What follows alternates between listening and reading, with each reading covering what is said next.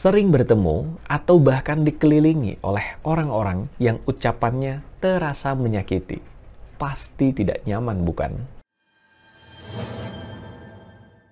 Ada orang-orang yang merasa kehidupan mereka dikelilingi oleh orang-orang di sekitarnya yang ketika berbicara terasa menyakitkan. Pertanyaannya adalah, apakah wajar untuk merasa sakit hati karena ucapan orang lain? Jawabannya adalah wajar dan manusiawi.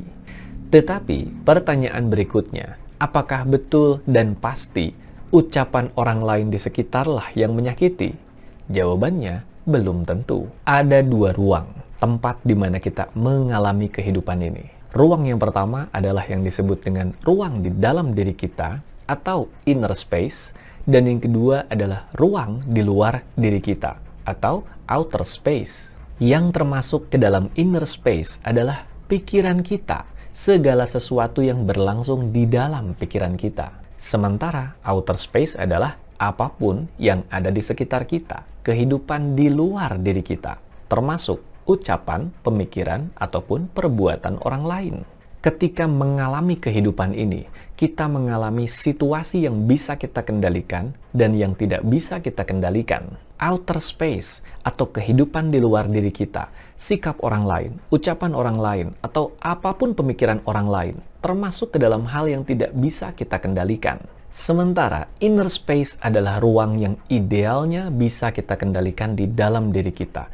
Ia adalah ruang bagi kita untuk memilih, memutuskan, dan merespon. Kita tidak bisa mengatur atau mengendalikan ucapan orang lain di sekitar kita, tapi kita bisa mengatur dan mengendalikan bagaimana kita memilih untuk memaknai ucapan-ucapan tersebut. Disadari atau tidak, sesuatu terasa menyenangkan atau menyakitkan tergantung pada cara kita dalam memaknai hal tersebut. Begitu juga ucapan orang lain. Ucapan yang netral atau bahkan positif sekalipun bisa terasa menyakitkan kalau kita memilih untuk memaknainya dengan cara yang menyakitkan.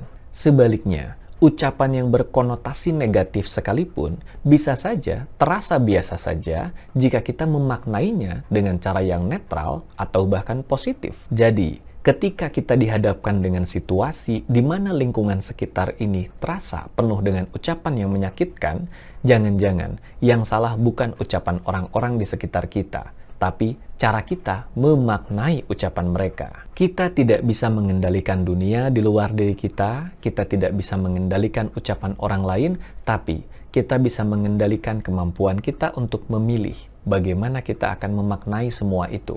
Maka buatlah pilihan yang bijak dalam memaknai apa-apa yang terjadi di sekitar kita. Pilihan yang memberdayakan, pilihan yang membawa manfaat, bukan pilihan yang menyiksa batin sendiri.